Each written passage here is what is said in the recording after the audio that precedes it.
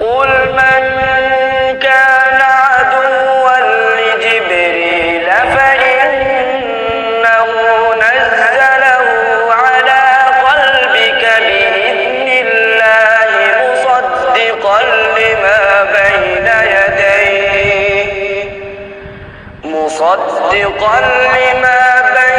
يديه وهدى وبشرى للمؤمنين. من كان عدوا لله وملائكته ورسله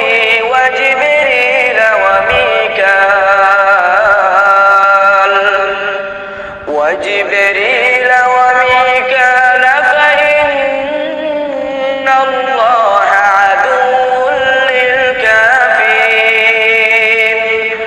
ولقد أنزلنا إليك آيات بينات وما يكفر بها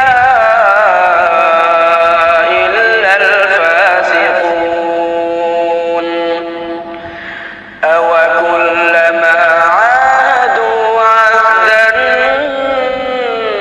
نبذه فريق منهم بل أكثرهم لا يؤمنون.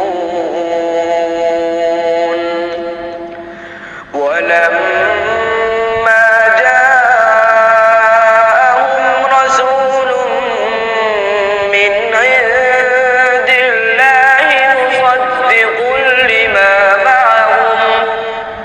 مصدق لما معهم نبذ فريق من الذين أوتوا الكتاب